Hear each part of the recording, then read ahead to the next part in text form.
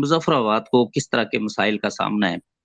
اب مظفر آباد اگر پورے ڈویژن اور اس ریجن کی ہم بات کریں تو دو طرح کی ایکٹیویٹیز چل رہی ہیں.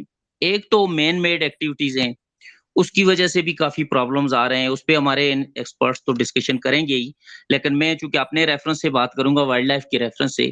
اس میں ایک تو بڑا پرابلم یہ آ رہا ہے کہ تمام ایسے لوگ یا ایسی کمیونٹیز جو سی سے دور ہیں، سمندر سے دور رہنے والے ہیں، ان کے لیے ایک بڑا سورس ہوتا ہے فشریز کا. ایک تو وہ لوگ، کچھ لوگ لیگلی اس کو مقصد ہے کیپچر کر کے پکڑ کے انکم جنریٹ کرتے ہیں، اور پھر فوڈ کا، پوری دنیا میں فش فوڈ کا ایک بڑا سورس ہے.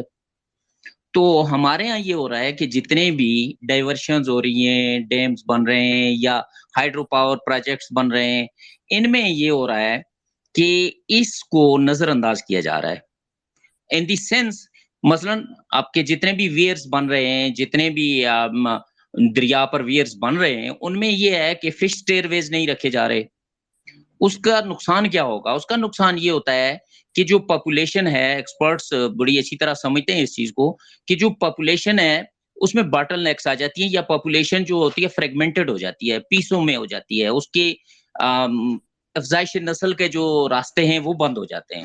تو ایک تو یہ بڑی امپارٹنٹ چیز ہے، میرا خیال ہے آج تک اس پہ توجہ نہیں دی گئی.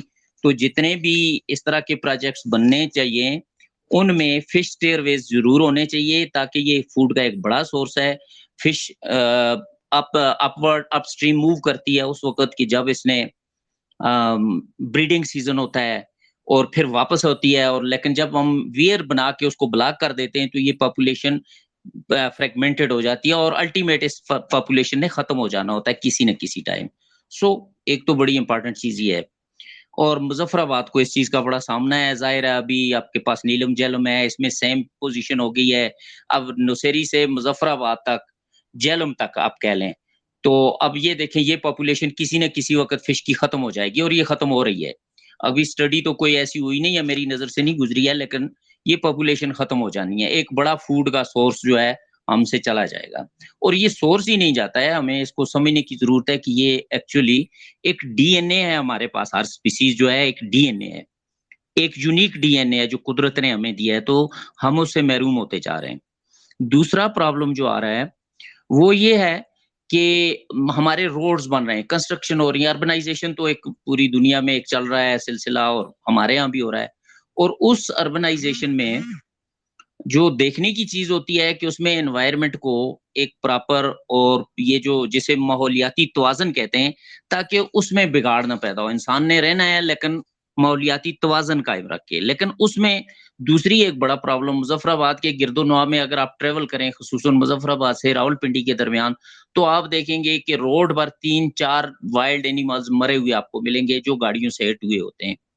یہ ایک نارمل روٹین ہے. جب بھی کبھی آپ ٹریول کریں گے، اسپیشلی اگر ارلی ان دی مارننگ آپ ٹریول کریں، تو آپ کو ایسے واقعات ملیں گے. اب ہونا کیا چاہیے کہ جتنی ہائی ویز بن رہی ہیں، جتنے روڈز بن رہے ہیں، اس میں اس چیز کو ذہن میں رکھا جائے، اس میں پلاننگ میں شامل کیا جائے کہ وائلڈ لائف بریجز ضرور بننے چاہیے، انڈر پاسز ضرور بننے چاہیے، جہاں سے وائلڈ لائف گزرے. وہ انہوں نے پانی تک جانا ہوتا ہے، انہوں نے موو کرنا ہوتا ہے.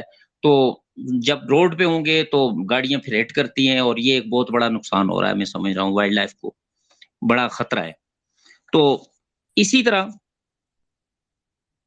اب جتنے بھی اس طرح کے کیسز بڑھتے جا رہے ہیں، انوائرمنٹل جو امبیلنس آ رہا ہے ہمارے پاس، عدم توازن آ رہا ہے ماحولیاتی، اور اس میں وائلڈ لائف پر ایک اور پریشر آتا جا رہا ہے. چونکہ درجہ حرارت چینج ہو رہا ہے، وائلڈ لائف خود ایک دباؤ کا شکار ہے، اور اس دباؤ کا نتیجے میں دوسری طرف سے انسانی آبادیاں بڑھ رہی ہیں، جنگلوں کی طرف موو کر رہے ہیں، مگر آبادیاں بڑھ رہی ہیں. تو نتیجہ کیا ہوتا ہے؟ انسانوں کے درمیان اور جنگلی جانوروں کے درمیان کلیشز اور تصادم بڑھتے جا رہے ہیں. اس کی بہت ساری مثالیں آپ مظفر آباد کے گرد و نواح میں دیکھتے ہیں کہ آئے دن اس کے لیپڑ کے اور ہیومن کانفلکٹ سامنے آتا جا رہا ہے. بہت ساری چیزیں اس طرح سے، بہت سارے واقعات ایسے ہوئے ہیں. پھر جب اسی کو اب آپ دیکھتے ہیں تو یہی سلسلہ جنگل کی آگ جو ہے، یہ ایک بڑا پرابلم پیدا کر رہی ہے ماحولیاتی عدم توازن کے نتیجے میں. مظفرآباد کے قریب ابھی آپ ریسنٹلی دیکھیں ایک واقعہ پیش آیا کہ پٹیکا وائلڈ لائف بریڈنگ سینٹر ہے، اس کے قریب آگ لگ گئی تھی، اس کو اگرچہ قابو کر لیا گیا، لیکن یہ ساری صورتحال جو ہے یہ وائلڈ لائف کے لیے تھریٹننگ سچویشن ہے، اور یہی سچویشن جو ہے چونکہ وائلڈ لائف بھی ہمارے ماحولیاتی نظام کا یا ماحولیاتی توازن میں ایک امپارٹنٹ چیز ہے، اس سے ٹوریزم ہم بڑھا سکتے ہیں، ٹوریزم جنریٹ ہوتا ہے، اس سے باقی جتنا بھی ہمارا ماحول کا جتنا توازن ہے وہ بیلنس رہتا ہے۔